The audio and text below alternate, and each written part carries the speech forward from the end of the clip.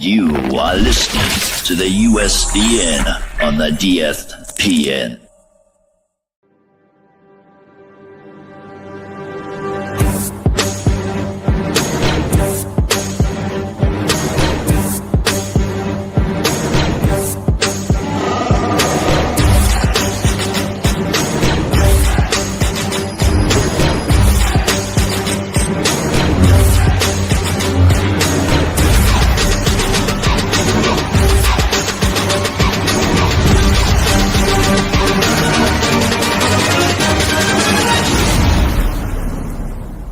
It's a trap!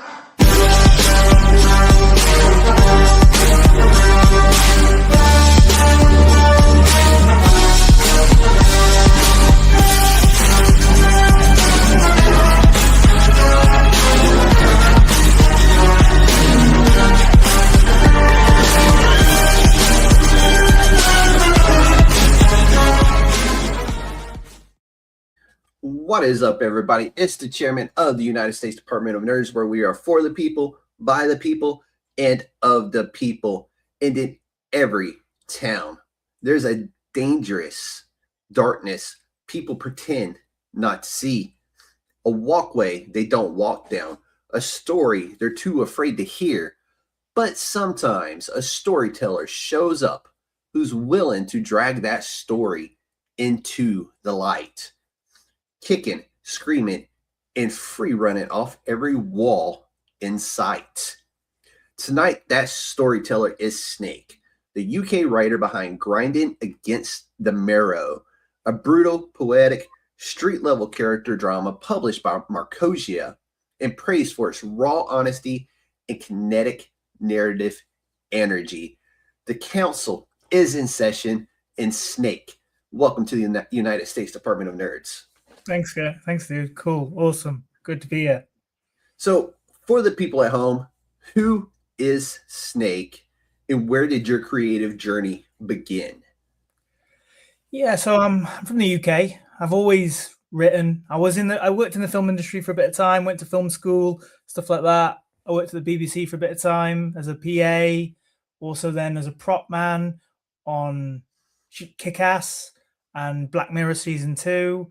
But, you know, I wanted to tell my own stories. Yeah, they couldn't get you on Doctor Who? No. But wanted to tell my own stories. And, like, I was a script reader for a bit of time as well. But then that was really good because it was breaking down stories. So, you know, if you want to be a storyteller, it's a really great landscape to explore story. Mm-hmm. But then so I've always been a storyteller. And then during lockdown, I'd always read. I'd read comics since I was a kid, and I was just like, I'm going to start making them. Why not? And fell in love with the medium. Stopped wanting to be a playwright. Stopped wanting to be a screenwriter. Stopped wanting to work in the film industry, and was just like, I want to make comics because the collaboration is so pure and brilliant, and the medium is so good. And I enjoy the process of writing a little bit more. Each storytelling medium is slightly different, and I enjoy the way you tell comics with an artist. So yeah, just been trying to make comics, and this one managed to get published. And so yeah, that's me at the minute, and I'm just trying to get more things published while I'm doing a day job. Did you invite somebody to the show? No, I don't think so. Does somebody else have access to your account?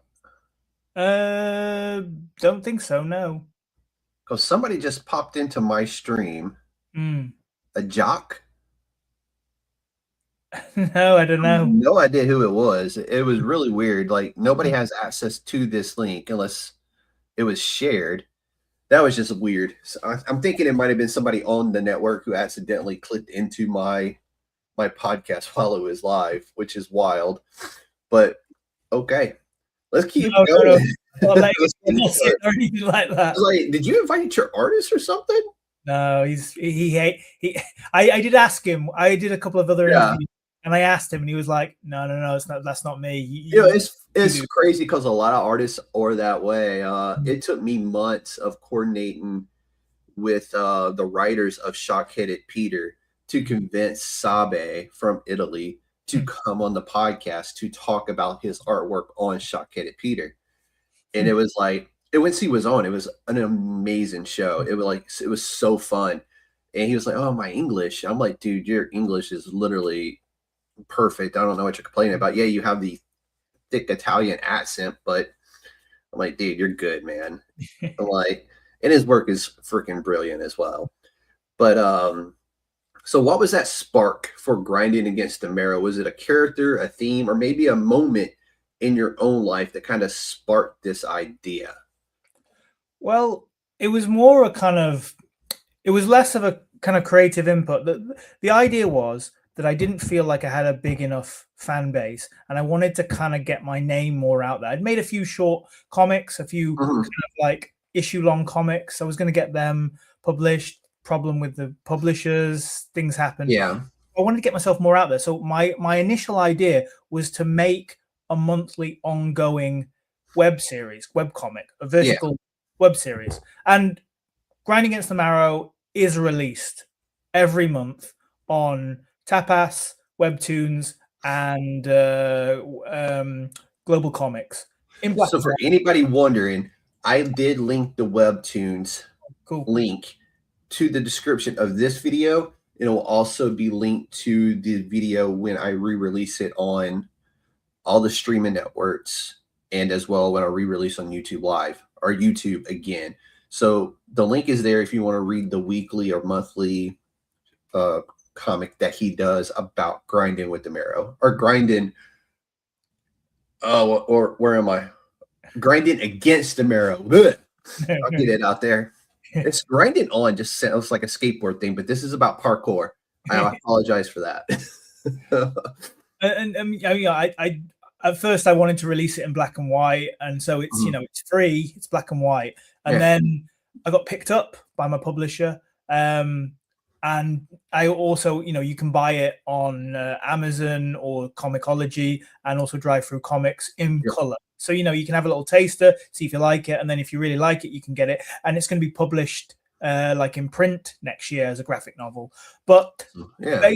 but it's just to kind of drum up that kind of, it was just trying to get a buzz going really. And then sort of the ideas for it, well, I want to do something kind of gritty and street dramery and so social realist, kind of like, Yeah. I mean,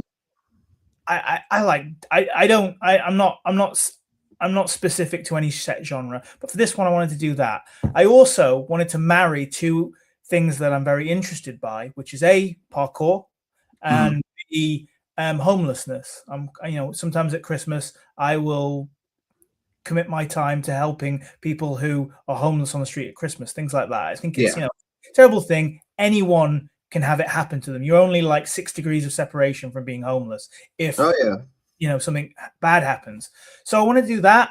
And then the character, I'm not Muslim, and I don't really have any friends who are Muslim. That's actually where we're going next, is your character of Soma. Am I saying that right? Soma? Yeah. So she is a homeless, ex-junkie Muslim woman who is trying to survive the hostility of her hometown. But she's razor sharp, very resilient, and she's dangerous in a way that people do not expect her to be. So what inspired her? Was it just like you were saying? It's always interesting to go for underdogs, instead of like having like a soldier or someone like that, to have an underdog. So like a homeless person, I'm always very interested by that. So I'm interested by that struggle just she's trying to get out of her hometown, and she's having all these obstacles stopping her from, corrupt cops, street hooligans on the street dressed in Halloween masks. It's Halloween. And so, and then, it's not about a character being Muslim. She just so happens to be Muslim as well. I just thought it would be kind of interesting to, I always find the kind of whole scarf and the hijab scarf really interesting. So I wanted to change and kind of make the Muslim look cool. So she kind of looks like a ninja. Yeah, so I would have never realized that she was Muslim unless you had told me when you sent me the email requesting to come on the show. I just would have thought it was just a really cool, like, it's cold in October, and she's just got a face covering to keep herself warm. That's what I would have thought. Because the way you designed it It doesn't look like a hijab, Mm. per se. Yeah. So it's very unique in that case. I just wanted to kind of, you know, um, try something new with the association of a Muslim and put her in that kind of. So she, in my way, in my understanding, she's kind of like a a silent type, Clint Eastwood type. Very few words, and Mhm. it was also a big inspiration for this comic. I read Rick Remender's A Righteous Thirst for Vengeance, which is So good. He's so so good, good. so good and so minimal with dialogue, and it's Mhm. just panel to panel action, and it just forces you to look at the panels more so. And I wanted that. I took that and wanted to kind of use that, and like Yeah. so no caption. I was like, I'm not putting any captions in it, and and it's going to be kind of minimalist dialogue, and I need to find an artist that really kind of is able to portray the actions I'm doing, that panel to panel kinetic energy. Mhm. But then also I found because I'm a spoken word artist, I do a lot of open mics and things like that, and I write a lot of poetry. I also kind of am interested in blending mediums together, and I thought Mhm. there was a really good opportunity to maybe have her be a poet and Yeah. use this other talent, this other interest I have in writing, and put it into the comic. So at the same time, you have this window into the character's soul. So she's running around, she's jumping off walls, things like that. But then you have these quiet, somber moments where she's just writing in a journal about her thoughts, and you get clues to the backstory, to her Yeah. as a human being, as a person. I thought that would work and sort of balance out that sort of No, it was really cool. I enjoyed that blend that you did within this comic because again, there's not a lot of words outside of the poetry being spoken. But with you and your artist, the way y'all collaborated on this, the action in the book, you really don't need a lot of words to understand what is going on in the story. So that was executed brilliantly Thank on you. the comic. So big props to both of y'all on that because it's really cool. There's like one page, I think, where it's just poetry and her writing her poetry. And I thought that was really cool that was just like, she had a second to catch her breath. And the one thing she thought to do was pull out her notebook and write down her thoughts. And it progresses as well. What I really quite like to do is, as well as the story progressing, you have her writing this poem. Yes. So Yeah. she's like later on, she continues trying to write it, and then during the dark night of the soul, the bad moment, the bit when everything's pushing down on her in the late second act, then you've got her just getting in mad and Mhm. crunching up the poem, and then finally at the end you'll have sort of like her finishing the poem, and you'll see that. I don't want to ruin it, but I'm Yeah. not ruin it, but so Yeah. it progresses with her mental state and the story as well. I like that and the way it's done. So this town of Marrow, it Yeah. feels very much alive. Was this place, is it based on a real place or maybe a blend of experiences that you've had in certain places? Yeah, so me and my mates growing up, we're from a small town in the middle of England, and people born there, they die there, racist, small-minded. Me and my mates, we would just get drunk every weekend and just mess around and whatever, Yeah. and we're always like waiting to leave there. So a lot of that kind of that resentment towards the town is sort of that's where that comes from. It Oh was yeah. quite nice to get that out a little bit. I grew up in a place similar to that, and I drove through many places like that here in the U.S. So I know exactly what you're talking about, and I felt a little bit of what she was going through just from my own experiences and growing up in places I've traveled throughout the years. So I was kind of like, man, there's a Marrow everywhere. There's one in every county or parish or what have you. But it's So but as you keep reading the comic, you'll kind of see, and I'll send you like as the issues come out, I'll send you the issues just so you can keep up to okay. date. But it's also like it's not really the town stopping her; it's actually herself potentially. She's Yeah. and it gets heavier into that as the story progresses. We see that she's got because I base this on myself quite a bit. I used to have a really bad temper, and I'm sort of dealing with that quite differently now. but a temper towards myself, if anything, a self-deprecating temper. Yeah. So I use that element in Soma's character. She's just got this fiery, absolute disdain for the town. She almost wants to punish it, if anything, you know. So Oh yeah. You do get a sense that she has some anger toward the town. So it is, and she did it in more ways. Like, she didn't really have to say it. It was her actions and her absolutely the way she did everything. So you could definitely tell. Mm. So one of the big things that stands out in this comic book is the choreography, the parkour running, the movement, the way action flows. Do you have a background in that type of stuff, or is this just a storytelling choice for Soma? It's just a storytelling choice. I've never really done it. I've just been interested, and I used to watch it a lot. Like, me and my friends, we we'd put some parkour on, put some drum and bass on, and just watch it for hours and just chill and hang out and drink and whatever. And it's props, to be honest, to my artist, Mauro DeFalco. He, it was really important when I started this project to find an artist that was going to be able to execute the action and the movement, because you're telling, I'm not telling my story with my words, because I'm using minimal dialogue. It really needed to work. Yeah, he nailed it, dude. Yeah, he definitely nailed it, because it does look like, I'm trying to think. I think there was you're familiar with the Misfits, right? Yeah.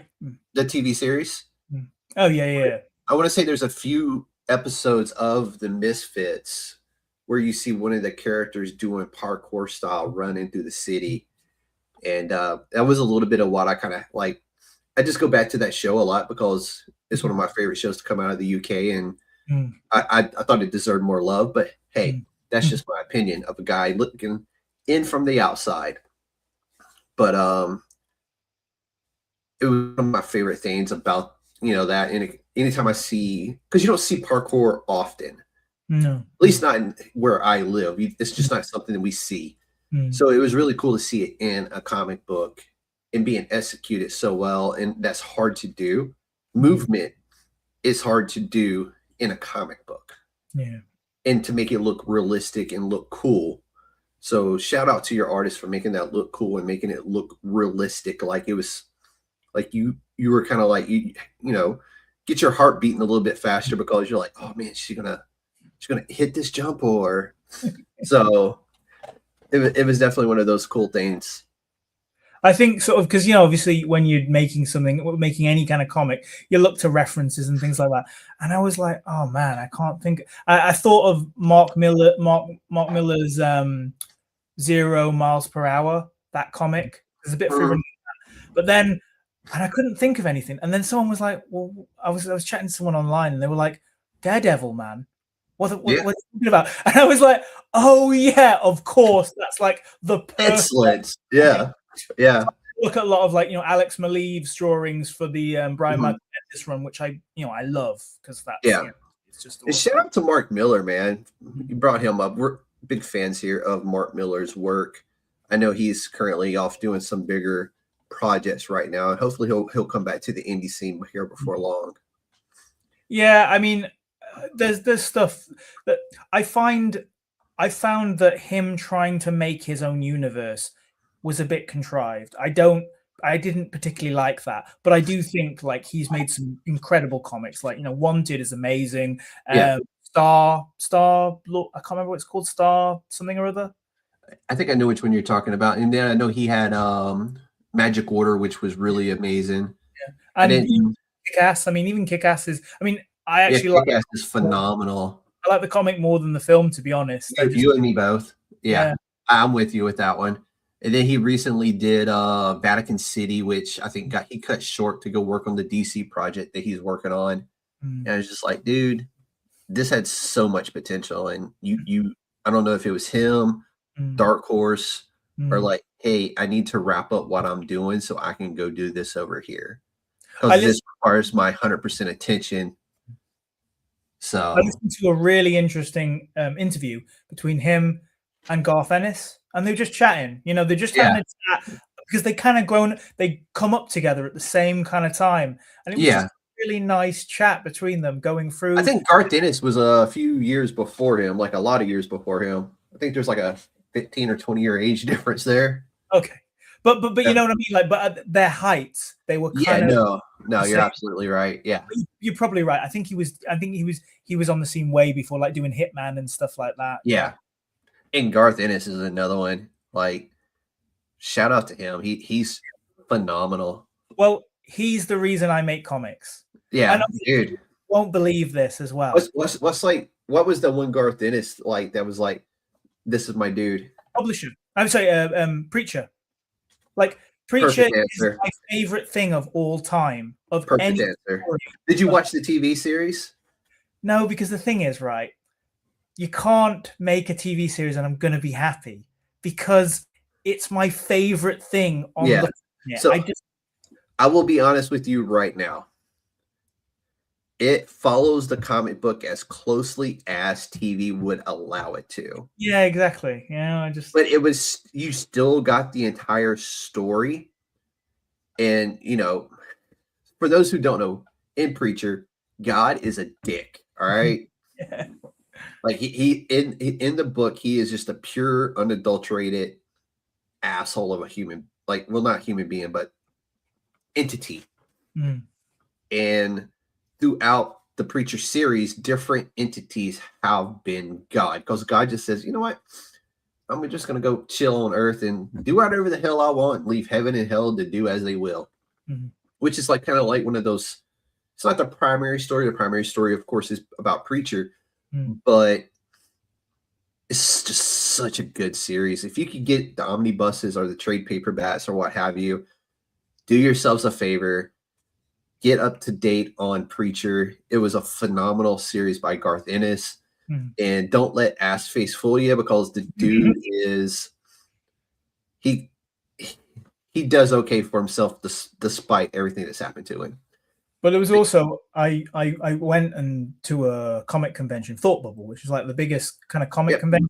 I had our friend Bruno Caterina was there, so I see he wrote a really nice write-up on Thought Bubble. So, but yeah, I was selling this year for the first time. I was selling my comics there, and Garth Ennis was there, and so I went up to him and I brought, you know, so I would have loved to have brought all my Punisher Max comics, but instead I couldn't do that. So, you know, I brought Punisher Born because I've wanted that signed. I brought a couple of like Preacher comics, and I come up to him and I perform a spoken word piece to him about how much Preacher means to me. And then I give him some of my comics and I say goodbye to him, whatever, and stuff. And he seemed pretty impressed by my spoken word. You got it signed though, right? I got it signed. But then 2 days later, he emails me back and says, I really liked your comics. They're amazing. You're a really good writer. And I was like, dude, that's amazing. So yeah, I got his email. And like, I would have it printed out in a frame. And anytime I come on another podcast, I'd be like, Garth Ennis said my shit was cool. And I would just point to it, be like, Garth Ennis liked my stuff. Now I've got his email. I'm every time I publish something, I'm just going to send it over to him, just to let him have a read, you know? And it was just really nice. He was just a really nice guy as well. He was really open and chilled. It's one of those where people always say don't meet your heroes, but sometimes you do meet your hero, and your hero ends up just being a really cool, legit dude. Because that's the way he always came off to me. Anytime I've seen him in interviews and stuff like that, he's just a dude. You know, really, he got lucky and. But really tall. He's a really tall dude. Yeah. You don't, you know, when you look at someone and they're sitting down or whatever, you don't think it. But I was like, wow, he's pretty big, tall guy, man. I was like, quite surprised. No, and I know we're completely off topic right now, but Garth Ennis is that dude, and he's, to me, there's very little stuff that he's done where people can go, well, I didn't like that. Like, did you read it? You know, I'm like, it's Garth Ennis we're talking about. Did you actually read that? Well, I had a really interesting thing. So I bought the first boys comic when I went to university at 21, and then it was with me for 7 years later because I was picking up each one. So that to me says comics are such an interesting thing, especially if you pick up singles, that they can be with you through your life for such a long period in time. Yeah, it's just kind of interesting. 7 years later, it finished, and I was like, wow. What'd you think about the ending? We're not going to give it away because they're about to enter the final season of The Boys, but what'd you think about the ending? I really like it. I think it. I reread The Boys recently, and when I first read it, I thought it was amazing, incredible. And then I reread it, and I was like, it lulls a little bit in the middle with the comics. But I do like.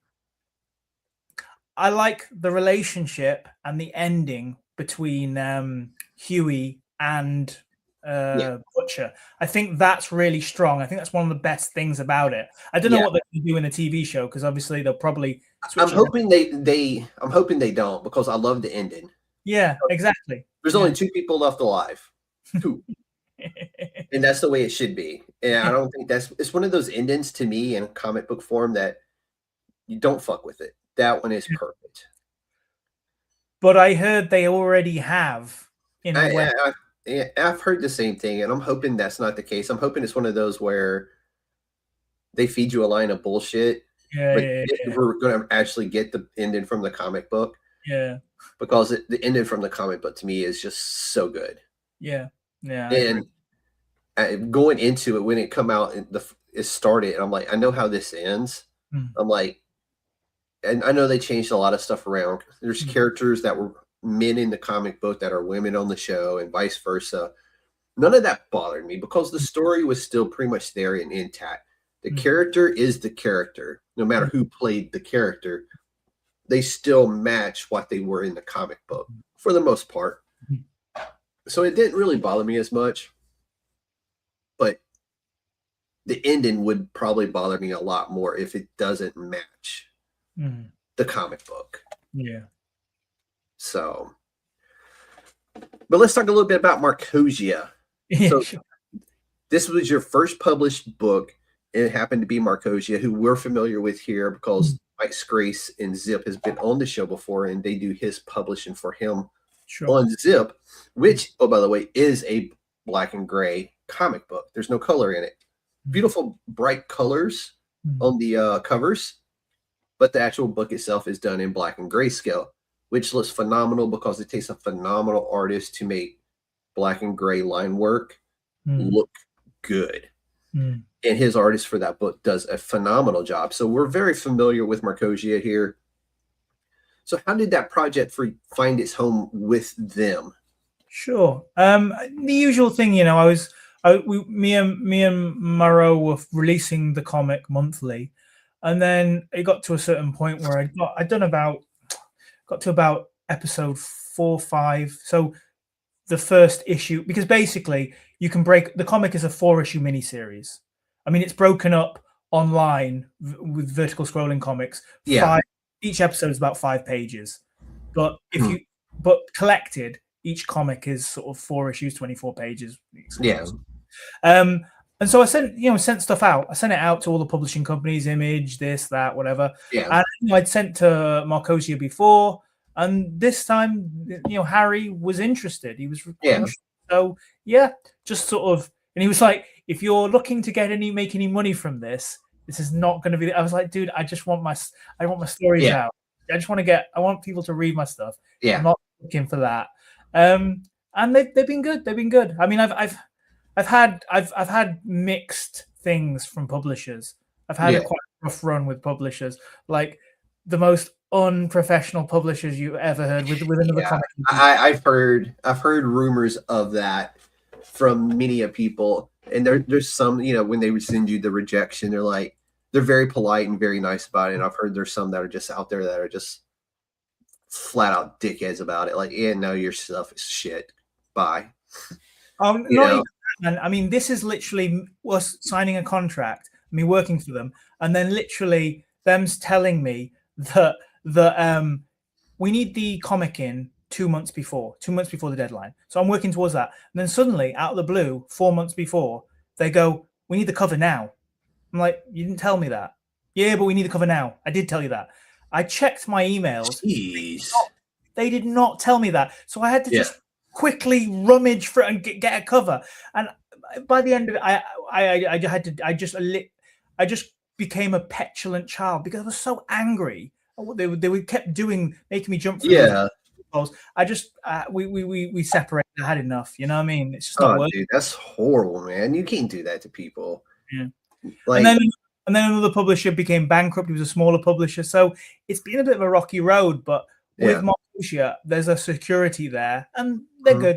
I mean, they have a very nice lineup. So for anybody interested in seeing what else they have out there beside Grinding Against the Marrow from Snake here and Zip from Mike's Grace, go over and check them out on Instagram. They do have a very nice lineup, and I think they have a little bit of everything over there that could, you know, if you're interested in comics, want to read something, they may have what you're looking for because they do have a very nice lineup. So it was also the case where, so as soon as like I got published, Morrow just like sent me a page because it was going to just be in black and white. The whole comic was just going to be in black and white. Yeah. And he sent me the first page in color, and I kind of looked at it and just went, oh, yeah, you know what, I got. This is one of those books though where color looks so good on it. Yeah. Especially because the town and the way how gritty it is. You want that grittiness to show through, and you could have missed that if it was in black and white. And then also his partner, who's also like a comic book artist, she was taking an interest reading the comic online, you know, quite a bit. And she just messaged us one time and said, like, I'd love to do a cover for you. Just because I just want to do a free cover for you because, you know, I'm really enjoying reading the series. Valentina, is that what we're talking about? Yeah, okay. Exactly. Yeah, right. That was actually like part of the next question. So I'll throw that name out there just to get it out there now. So no problem. Yeah. So yeah, and then she did it, and I looked at it and was just like, oh, I'm gonna have to pay you to do all the covers, to be honest. And yeah, I was fine with that, to be honest, because you know he's trying to focus on the interior artwork, so it took a little bit of pressure off. Yeah, from and that's Mauro de Falco, right? Who's doing the interiors? Yeah. And our relationship, our work relationship has been great. It's the best one I've ever had with an artist. But it was interesting how he came about, because originally I had a different artist, and his style was a bit more stylized. So it would have been a different comic book. It would have been a different look to the comic. But I paid him, you know, for the pages, and I'd given him a deadline, and then 2 weeks passed by. I messaged him, heard nothing back. And then like 2 weeks later, he was like, oh, here you go, I've done this. And I was like, I was like, dude, I don't wish you any negativity, but I cannot work this way, because I knew this project was going to be an ongoing project. Yeah. And it's also one of those where if they show who they are up front like that, it makes you less willing. And it makes it easier just to cut it right there on the spot, because you're on a deadline. So therefore you have to put him on the deadline, and those two things have to match up. And if he's just like lackadaisical about his deadlines, then it's just not good business. No, and you know, I mean, when you're doing a webcomic as well, you've got readers who are waiting for it on that specific day. How often does the webtoon drop? Every month on the 7th. Okay. This month was the first time we were a little bit late by a couple of days, so I did have to apologize to people. Morrow was trying something a bit more extensive, a lot more detail. Also, in that episode, more pages. We had a few more pages. This time. Nice. So it was worth the wait, you know. Yeah, you know, and I was messing with lettering as well, so it was just. But you know, sent a little message out at the bottom of the webtoons, just saying sorry, apologies for this. But I think it's a pretty good episode, because Soma kicks the shit. Sorry, am I allowed to? No. You can say shit. I mean, I've been saying dick for like the whole episode. Soma kicks the shit out of the town, put it that way. Her rage bubbles up, and it's pretty good. Nice. I like it, man. She deserves to get that out there. Are there any moments within the art of Morrow or even the covers of Valentina that surprised you, and like you received a page or something? I know you just gave us your reaction to the cover that Valentina done for you, but was there a page that Morrow done that where you got it and you were like, holy shit, dude, I didn't expect you to go this hard on this? That is the best thing in the world. That's the reason why I make comics. Because like when you give someone a script and they come back to you with pages, and it's always the best part of my day. Or I bet for any comic creator, best part of the day is when an artist comes back to you with pages, and it's better than what you thought. And you're like, oh yeah, I mean, there's been multiple occasions when that's happened. This new one, there's a bit when Soma just, I don't want to ruin it, but like there's don't ruin it. Yeah, there's a hero shot of Soma with fire behind her, and Dude. and I was just I was trying to show her, like I was trying to show him some reference pictures of the crow with the fire behind, and he totally kind of did it. He totally made it his own thing. And I was, so I always enjoy when artists do that. And anytime I have a lot of writers on here, I also always open the door. It's for creatives for comic books, you know, whether you're a writer, an artist, lettering, colors, we want you to come on the show and tell us, you know, about your work and show us your work and that kind of stuff. So it's one of those where I've talked to Sabe. Francisco Nilo is also very close to me, and he works on the Vitellarium series, and it's always fun talking to them and how much they appreciate when the writer just says, hey, this is what I'm looking for. Do you, you know, especially for like Francisco, who's he's working with Nick to take the book Vitellarium and make it into a comic book. So they're breaking it out like chapters by chapters and turning it into a comic book. So he's had a lot of character to design and that kind of stuff. So it's been really cool, like seeing his work in that format and how much creative freedom that, you know, when writers give an artist creative freedom to make something their own, you're going to get better products at the end of the day. And every single one of them always appreciate that about writers when they go, hey, this is kind of what I'm looking for. Here you go, you know, make it yours from the art perspective. So, I mean, at the top of my scripts, always, I put a little disclosure. Obviously, like if you feel, if at any point when reading the script, you feel that you can do something better and make the panels flow better, make the story work better, then do it. Yeah. Tell me about it, do it, try it out, whatever. All that matters to me, ignore ego. All that matters to me is telling the story the best way possible. Because, you know, you just have to. It's putting your trust in the artist to do what is best for the product that you're working on. And I know some, like, so for Shock-Headed Peter, the writing team over there, they literally made a Bible for Sabe. It was literally everything they're looking for the book. Like, hey, we want to see the sun from this direction, hitting the character this way. And Sabe is one of those artists where just give him the details and he makes it work, you know? Or if it doesn't work after he's done it, he comes back and says, hey, this doesn't work. How about this? I think this looks better than what you had in there. And they were like, dude, yeah, no, you were right on that one. Let's go with that. So they give him creative freedom, but they also gave him like this nice, beautiful book of like, hey, here's what we're doing, you know, which is really cool. I think the same thing happened with Scott Snyder when he was working with Greg Capullo. Like Greg was just like, no, you need to calm down and relax a little bit more on your writing. I mean, don't get me wrong, like Scott Snyder's a great teacher and he is a really good writer. Dude, absolute Batman, man. It's probably the #1 comic book in the country right now. Yeah. But you know, like he had to alter his workflow because that's just the way Greg needs a little bit more, you know, freedom to, you know. Dude, I love Capullo, and I'll show you. That is the Batman spawn from Capullo and McFarlane. Yeah. That's the vinyl poster that all the comic shops got. You know, wow. I was able to get my hands on that because I love Capullo. And well, I love McFarlane as well, obviously, but Capullo's Batman is probably my favorite Batman. So, especially because it gave us like Devil Dog or War Dog, whatever the first Batman versus Spawn was, where he split Spawn down the middle with the Batarang. And then McFarlane liked that look so much that he just stitched Spawn's face up, and that was in the comic book for like years. I remember like the Batarang in Spawn's face.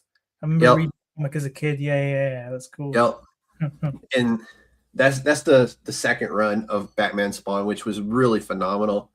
And but yeah, I'm a huge fan of Capullo. And if you're not a fan of Capullo, then I don't know what y'all are doing out there. He does phenomenal work. Yeah. So Grinding Against the Marrow isn't afraid to talk about homelessness, addiction, prejudice, and survival. What do you hope readers walk away from after getting to know Soma? I hope they have a fun journey with it. I mean, I hope that I hope it's a fun journey. It's an entertaining journey. I hope it takes you places you didn't think the story was going to go.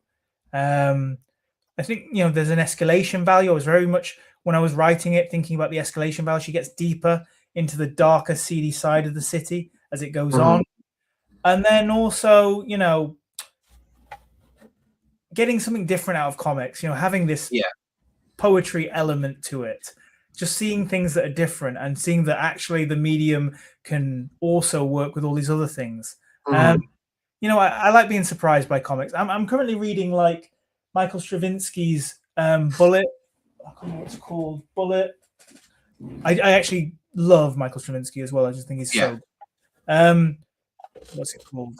Bullet Points. It's like a Elseworld, even though it's not because of but it's like an Elseworld thing on like Marvel, where where like the person who created the serum for Captain Rogers, Steve Rogers, gets killed. So Superman, Captain America doesn't exist. So the timeline changes. And it's just when you're reading something and you're just like, oh, this is good. This is interesting. So before. If you want a good read, Aubrey Sitterson's Free Planet. Oh, okay. The first it's on my list. The first trade paperback just came out for it. I've been collecting the floppies, so I'm just going to roll with the floppies until they do a big omnibus or something. But that book is phenomenal.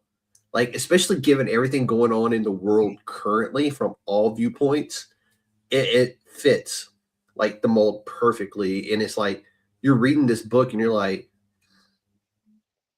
dude, is he like this is very familiar. Like, this sounds familiar. And then you flip on the news and you're like, fuck. Like, there it is. That's why it's so familiar, because it's something actually happening right now. And you're like, what the hell? But it's a phenomenal book. Aubrey Sitterson is absolutely nailing Free Planet right now. And if you're not reading that, everybody, read Free Planet by Aubrey Sitterson. The trade paperback is out. You will not be disappointed in that book. Sorry about that, Snake. Now continue. No, it's great. It's actually great to hear, because it's on my list of things. I was going to get it next when it was kind of coming out, because I saw it and I thought, this looks pretty good. It was like it's Image and stuff, and I love Image anyway and stuff. So I was like, it was on my list, but it's great to hear a recommendation for it. Dude, it was so good. I think they're on issue 7 right now. And it has just been one of those books where I'm excited when I go to the comic book shop and it's the new releases there for it. And there's not a whole lot of books I could say that about, but well, there is, but there isn't. No,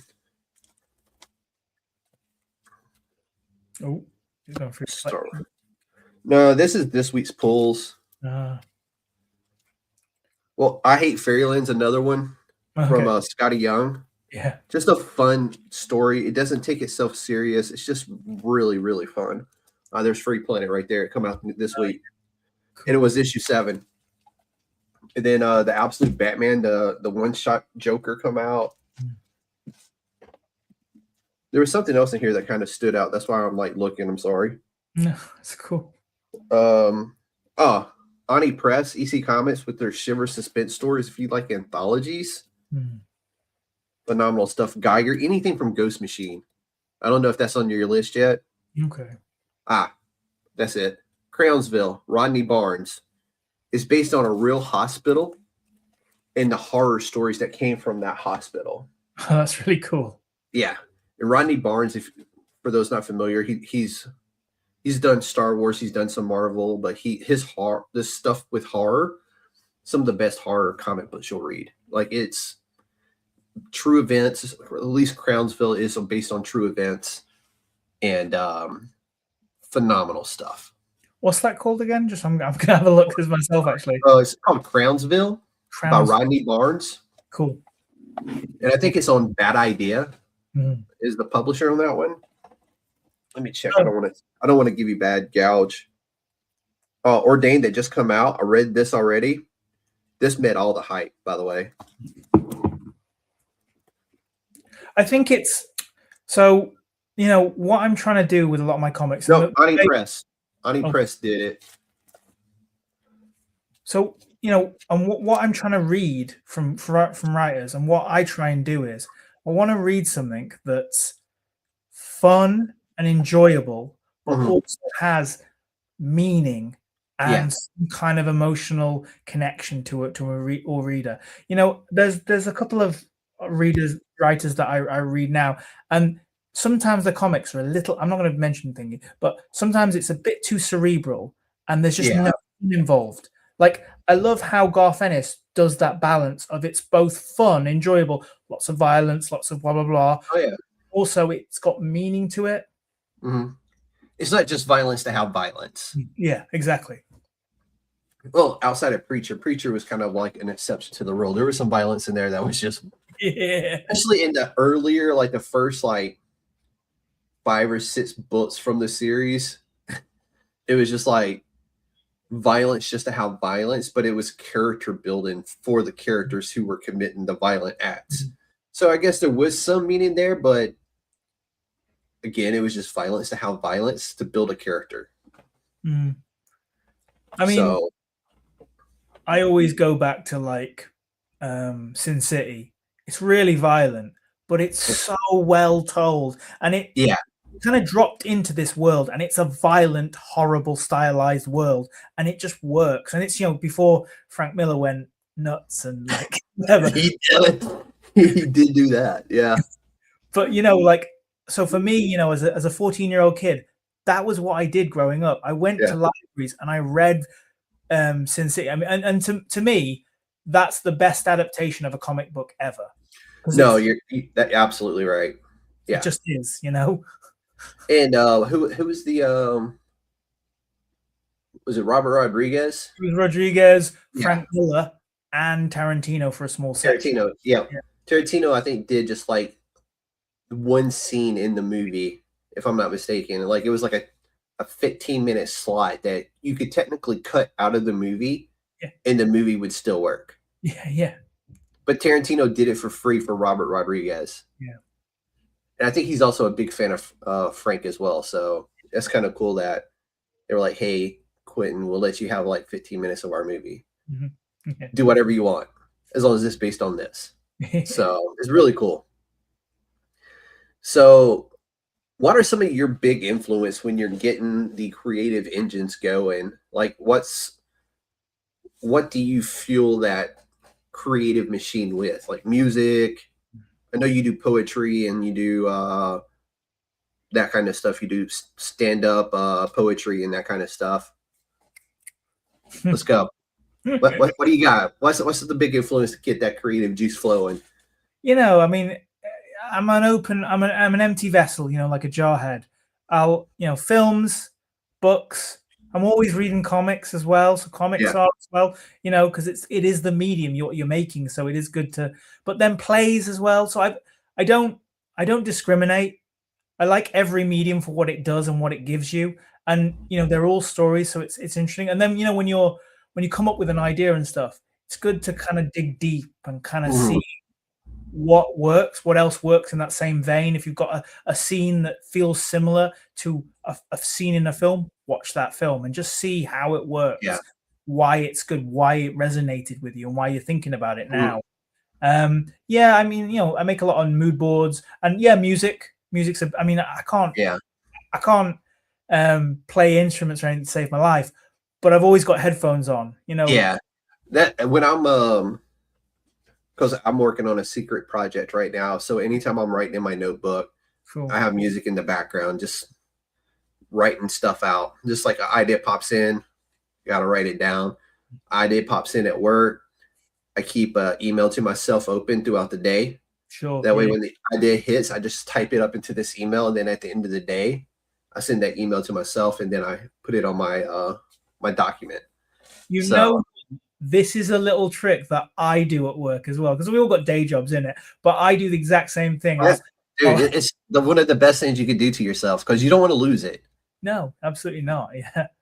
So email it to yourself. That way it's there. Even if you forget to annotate it later and like move it over to your document that you're working on, or to your board that you're working on.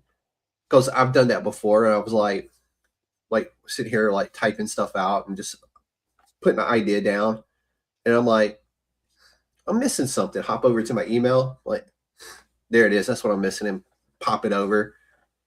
But yeah, that's the best way to do it for any creative out there. Keep an email. Like if you're at your 9 to 5 and you're into podcasting it from home, or you're an artist who has, or a writer who has a day job, keep an email open to yourself.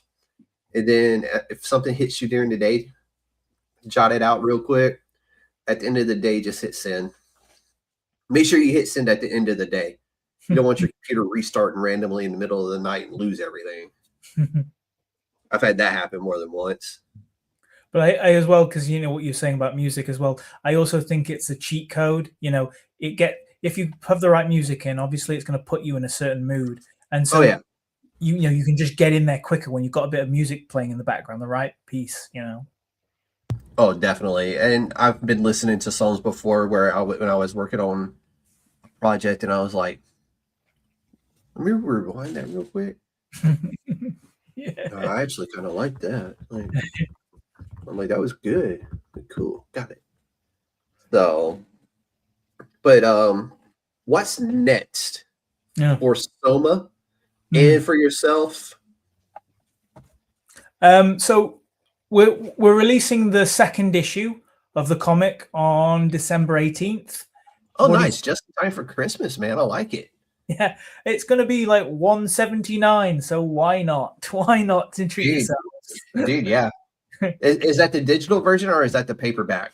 Yeah, it's just the digital. So with the single issues, they're only being released on Drive-Thru Comics and Comixology or Amazon, whatever you want to say. Mm-hmm. But then, as I said, once we finished all the issues and released all the issues digitally and released the episodes all on vertical scrolling comic platforms, around about June time, we'll release a graphic novel of the whole color thing in print. Full 120 pages, or however many. That's cool. I know there's Lords of the Cosmos, John Lennox. Is it John Lennox? I want to say it's John Lennox. Give me just a second. I don't want to. Ouch. Jason Lennox. No. I had a John on just before him, so. But it's Lords of the Cosmos. That's their plan as well. Once the whole series is done, they're going to split it into like basically 2 like omnibuses, I think is what he said. But I always think that's really cool. And even Image is doing it now, and Dark Horse and a bunch of others. Like once the run finishes, or if like once 5 or 6 comic books are done, they take all those comic books and roll them up into a trade paperback. So I always enjoy that, because that's what I've been doing with Geiger. I get the singles and I read the singles, but once they release a hardback or a trade paperback, I like to have that. That way I can just grab the whole thing and read an entire, arc of a story. Yeah, because you're sort of drip fed, and it's kind of nice to get the monthly, but it's really nice to experience the whole story together. It really is. And it gives a whole nother vibe to the story, because I can guarantee you there's something you missed, or something that didn't make sense at some point in one of those floppy issues, that when you go back and you read the trade paperback or you read the omnibus, that's when like the 2 + 2 = 5 for you. So, which is why I feel like, the comic medium is so similar, actually, not to films, but actually similar to TV in that sense, because it is episodic. Yep. So the same thing happens, when you binge a show. I remember re-binging Breaking Bad, and it was so much better watching it all together. I did the same thing. And I wanted to I tried so hard to do that for The Walking Dead, Okay. but once Carl was killed off the show, because my favorite arc of The Walking Dead in comic book Hmm. is Old Man Carl, where is Yeah. Carl as the old man telling his grandchildren Yeah. about The Walking Dead. Yeah. And that's how the TV series started, essentially, is this old man Carl arc. And then when they killed him, to me, this is the chairman's opinion, they killed The Walking Dead when they killed Carl. Because the story was literally Carl telling his grandchildren about the events of The Walking Dead. Yeah, this is what I kept telling to people. So I love the Walking Dead series, the comic series. It took me so long to finish reading it because like it broke my Oh, heart. there's so many arcs. Yeah, when Laurie gets killed, I was like, I'm out. I was like, I had put it down for like a year, and then I went back when I was in Australia and read it. And yeah, I keep telling people, I don't understand how they could have done that because kill Carl, because it's his story in the comic. It's not Rick's, it's actually his because he's the final character telling his kids the story. Who So I agree. It's wild, and it was like once he was gone, to me, it was gone. Like Yeah. I'm like, I won't pick this up. I mean, I love Daryl. Hmm. Daryl is a phenomenal character on the show. Yeah, because But- he's not even in the comic, is he? No, he was made for the show, I believe. Yeah, because I don't remember him, Yeah. And it's one of those where I'm like, and one of my favorite lines he says is, "Everybody hates rednecks until you need a redneck." But that's neither here nor there. But yeah, Old Man Carl, the best thing The Walking Dead had going. And then the only thing they could have done better during that is if he would have been narrating the story, which would have been, I think, dope as hell because you get narrations from Old Man Carl in the comic book. So, but neither here nor there. I'll finish off the thing. No, go ahead. At the minute as well, what I'm doing as well is I'm writing. Well, I've written actually, and this is like I've had this story for like 10 years, so I've just gone back to it occasionally every so often and cleaned it back up, and it's just a 2-pager, or it might be a elongated one shot. It's about 49 pages, but it's basically about wolf gods, like epic, like HP Lovecraft demons overhead, and it's about fairy tales and knights and things. And I've got a really good artist that I'm enjoying, and he's doing pages at the minute. So that's going to be the next thing I'm going to release. Okay, cool. But I think that's going to be. It's more graphic novel light level once you get past, the 32 pages. I think we get into graphic novel territory, and that's cool. I know. What's his name? I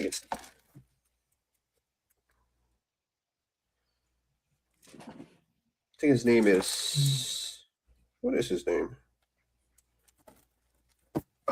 Oh. That's his book. It just I just reading pile. Well, kind of. I got to read in bots actually. Okay. Bobby Campbell. Okay. He's turning Tales of the Illuminatus into, it's a trilogy book, but he's making it into a comic book. It's very fun, very quirky, but he's also working on a graphic novel right now. So I know like he's taking a break from Tales of the Illuminatus because he was already working on a graphic novel that he wants to finish. So graphic novels are big, and I know he's working on one right now, and he'll be back on the show eventually once that is ready to go. But no, sorry, that was, you mentioned that graphic novel, and that stuff popped into my head.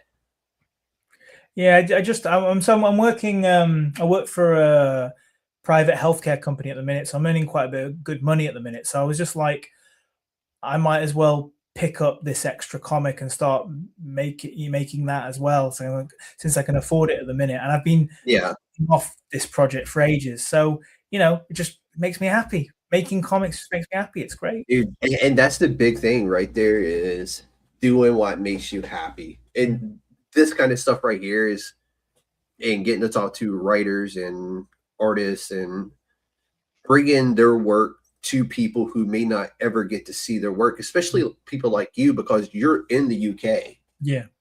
So bringing you over to the US audience and introducing you to this side of the pond, so to speak, is one of my favorite things to do. Like Sabe being from Italy and an artist, and bringing his stuff and being like, hey, here's this wonderful artist from Italy whose work is just like absolutely stunning. You know, his character work, the way he brings details to towns and just little things like that, he does so well. It's one of my favorite parts about getting to do this, is introducing, you know, people to new artists, new writers who they would have never seen or heard of. So Cool. But you got any more conventions this year, or was Thought Bubble the last one for you for the Last year? one, really, yeah. But I am next year. I'm going to plan to. I went to Lakes Festival, which is like a art festival, but it's has comics. I mean, Sean Phillips was there. You know, he's around. But no, next year. But I'm probably going to try and go to like 3 next year. I'm going to try and you know, like even Comic-Con maybe, which is, you know, it's not really a Comic-Con. Yeah, I know. Really They're the same way in the US, man. Yeah. They've gone to like anime and like knickknacks, and yeah, it's not about comics anymore, that's for sure. But I was really Thought Bubble, I thought was really cool. And seeing the stuff that Bruno was posting, I thought was really cool. So you should totally go, man. Yeah, I think you'd love it. That's a trip across the pond. I mean, I would love to, but God, it's like 8 hours on an airplane. But hey, the guy on the stall next to me, we became friends and stuff, hanging out. He was a cool dude. Yeah. He was from your lot. He was an American, and he'd come all the way across to sell his comic. He had a graphic novel. And yeah, so it is possible. No, but and, you know, I didn't realize Thought Bubble was such a big event over there for artists and writers in the comic world. But there was like huge like celebrities and stuff like that there. I was very impressed with that. I don't know if that's the biggest one y'all do in the UK. It basically is, yeah. Okay. It's basically. But it was very, very impressive. It was like, the only thing I could think of is like New York Comic-Con or San Diego Comic-Con or something like that. That was the level it looked to me. So I think, you know, San Diego is just, you can't beat that. Do you know what I mean? That's what all of us UK people are like dreaming of. We're like, I'm gonna get up at some point. But that one is just like, it's like absurd. It's like 4 days now, and it costs you, you know, a mortgage payment to go. Yeah. Have you been? No, because it costs a mortgage payment to go. Yeah. That's on the other side of the country. Yeah. So yeah, no. I mean, I would love to one day. Yeah. But right now is not that day. Maybe, you know, in 3 or 4 years, I will hopefully be able to go. But right now, that I can find better ways to spend that money. Yeah, fair enough. Cool. So let's look ahead and what's next. I know you got the graphic novel coming. More poetry, or maybe something a little unexpected from you. I'm always sort of trying to spit some rhymes at open mics around Manchester. I live in Manchester at the minute, so I do that. But I have been working quite heavily on comics. I've got another comic I'm sort of writing at the minute, and I've got my artist prepped, and I know, and he's going to cost me a fortune, but his work looks so good. And it's kind of like an interesting tale about addiction, but black magic, and so that should be nice. So I've got all these things queued. I mean, the thing is, right, me as a creator, I don't know about other artists, but, you know, I mean, lettering and publishing comics online, it's good, it's fun, it's nice. Yeah. But I'm a writer. I just want to be sitting in a room writing. And the more you get into it, the more you're having to do lots of administration, other stuff. You're having to, you know, post yourself on social media. So when you can get just some time to write, it's amazing. You know, it's a godsend, you know? Oh yeah. Have you ever thought about doing like bunching your poetry into like into like a not necessarily a book, but like a Sure. web series with art. Mm. Like taking your poetry and sending it to an artist and be like, hey, can you put art with this? And then putting it on like webtoons or something like that. To me, that would be kind of cool. Oh no, I was just sitting here thinking about that for some reason. That would be cool. I know. So my friend did something similar like that. He was a photographer and he got writers to write a story set behind his photography. Oh, that's really cool too. Yeah. So yeah, maybe maybe I'll do that. That's actually a really good idea. It's just, not enough time in the day, unfortunately. Yeah. And we got to get at least 8 hours of sleep because we're Otherwise, I know you're just a few years younger than me, but yeah, that 8 hours of sleep means a lot. Yeah. So these people who can just sleep on no sleep, just get on with their day, no sleep. I'm like, I'm useless otherwise. Yeah, dude, I just had 2 cups of coffee and I'm still wanting to go back to bed. So for anybody now just hearing about Grinding Against the Marrow for the first time, and you have to sell them the book, give us your sales pitch for Grinding Against the Marrow. It's Halloween. All the ghouls are out. All the ghouls and goblins, the horrible little kids who are causing chaos, and they're lighting homeless people on fire. And there's also Soma stuck on the street, and she wants to escape this town, but however, she can't allow another person to be lit on fire, one of her homeless brethren. So she steps in and read the comics, see what happens from that. All the pitfalls, all the obstacles. Yeah. But she has one skill that helps her through this. She's really good at parkour and running and free running. So that's the comic. I like it, dude. Before I let you go, tell everybody where they can find Snake and where they can find your work. Yeah, so I'm on Instagram, Snake87 SMW. Also Facebook on my normal name, which is Scott Matthew Watson. You can find the work on Amazon, on Comixology, and also Drive Through Comics. But then I've also got work on Webtoons, Global Comics, and Tapas as well. Love to hear it, dude. So what's coming up next for the USDN? I will be back here Monday again. That will go up later today or tomorrow to announce who is going to be on the podcast. But stories like this don't come from comfort. They come from the fractures, and sometimes it takes a creator like Snake to show us there's beauty inside the break. Snake, welcome to the Council of Nerds. And you, sir, and Grinding Against the Marrow are USDN approved. This has been the USDN podcast, and the Council of Nerds is adjourned.